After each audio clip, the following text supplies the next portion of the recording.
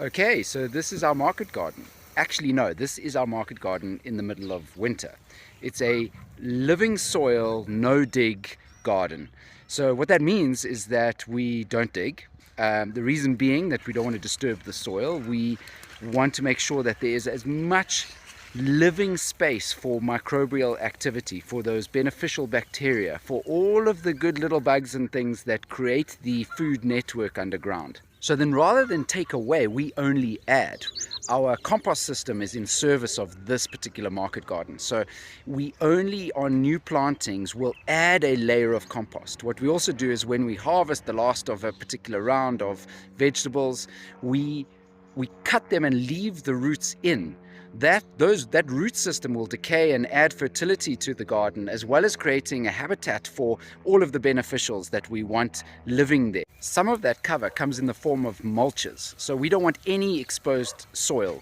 So we either want it densely planted with the vegetables that we're growing, or if we have an open bed, we want it covered. We want to make sure that those earthworms don't go too deep, that they have a very favorable environment just below the surface. We also make sure that there's a hell of a lot of diversity. We want a mix of vegetables. We're very much of the opinion that a monoculture or a single type of crop is very exposed. It is not resilient, and it will be attacked by certain bugs. What we've got here is an environment that attracts the predatory insects that then are actually pest control for us. Our other form of pest control is also our ducks, which come into the market garden and eat the slugs. So our market garden's been designed very specifically to have 70 centimeter wide beds with 40 centimeter pathways. And what that enables is the use of these specifically designed tools made for market gardens. This here is a broad fork. It allows us to aerate the soil without disturbing or turning over the soil, which would expose weed seeds and make our lives a hell of a lot more difficult. We've got our bees right there, so you'll often see them as well as other beneficial insects doing their job in the market garden.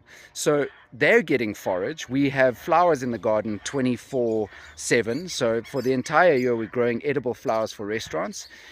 The bees have forage, but the bees are also helping us pollinate, and they have direct access. So again, we're not trying to separate out and work against nature. We're working with nature and getting it to do a lot of the job for us. We've got some really exciting new and interesting things that are going to go into the ground. So we'll keep you updated. This is about to change shape.